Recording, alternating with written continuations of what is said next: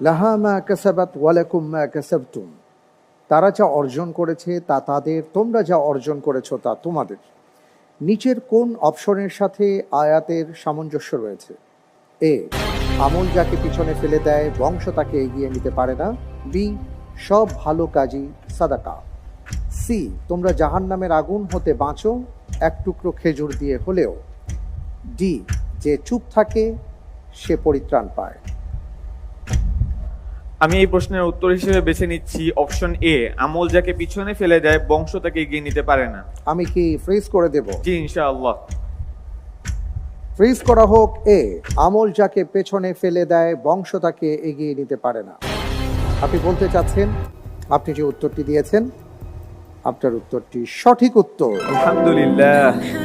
মাশাআল্লাহ মাশাআল্লাহ। قال الله تبارك وتعالى ولنا